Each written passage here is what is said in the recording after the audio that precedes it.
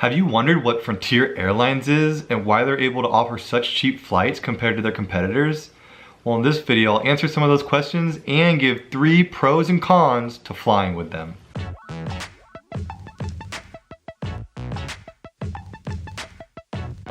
Yo, what's up everybody? I'm Cuppy, this is Cup of Yo, where we create videos on travel tips, deals, and gear for adventurers just like you. So if any of that interests you, please consider hitting the subscribe button below.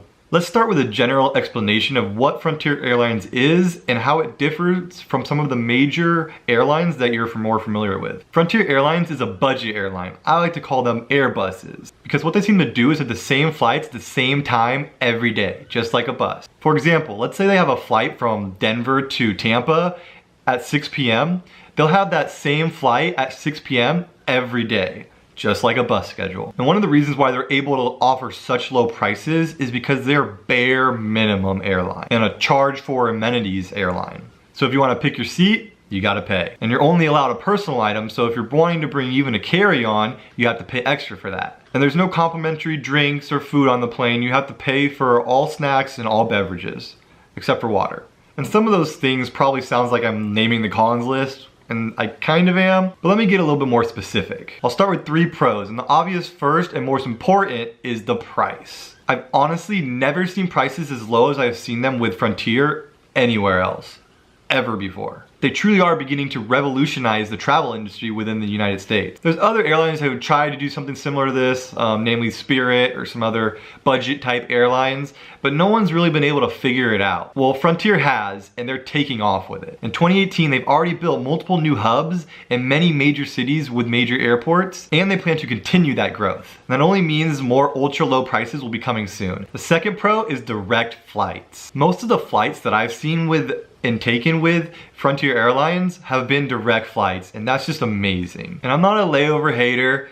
I've actually been known to take the longest layover possible at times in order to leave the airport and go explore my layover city. But it goes without saying, it's just so nice to be able to get off that plane and be at your final destination with just one flight. And the third pro is their Den Club membership program. I've really grown to enjoy what they call their Den Club membership. It's an annual $50 membership that will likely pay for itself in the very first flight. And if not, then I guarantee it'll pay for itself by the second flight. I was able to save $80 my first flight with it. So essentially, I got the membership for free and still saved $30 on the flight. It's a no-brainer, and you can also get the membership price for anyone flying with you. As long as the person with the membership is one of the people flying and the one checking out, all the other passengers will get the discount even if they don't have a membership. Now for the cons. The first con is baggage. A lot of travelers will have a real issue with this one because even a checked bag will cost you extra. And if you pay for baggage, the price is no longer ultra low. If you're someone who always checks a bag, then this may not even faze you because their checked bag prices are actually really affordable and accommodating. But if you're like me and want to squeeze every bit of savings out of this,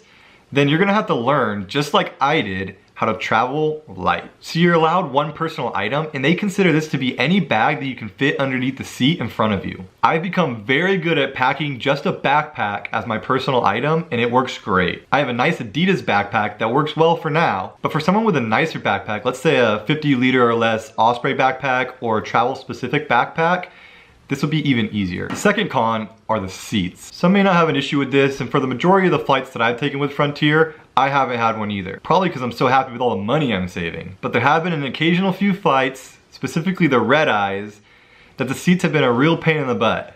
Literally. The seats aren't cushioned, they don't recline at all. And I'm not sure about this, but I guess that you're sitting a lot closer to the seat in front of you than the average airline. This is all part of how they keep their prices so low. By not adding those little extra luxuries that we've come to expect, and by creating as many seats possible on the plane, they're able to offer much cheaper prices. Granted, there are seats toward the front that are more luxury seats that are gonna be cushioned, more leg room, will recline and such, but again, that's gonna cost you extra. The third con are the amenities. I'll close out with kind of a piggyback off of the seats because the amenities altogether have been stripped down. So there are no plugs to use to charge your devices with, there's no complimentary drinks or snacks, no provided screens with movies on them, and there's no Wi-Fi availability. It's a bare minimum flight for a bare minimum price. So to review, if you're able to learn how to pack light and give up some of those amenities, you won't regret it with all the money you save. Money you'll then be able to spend at your destination rather than trying to get to your destination. Alright y'all, thanks for watching. If you like this video, give it a like and check out our channel for more just like it. And don't forget to subscribe if you haven't already. Peace.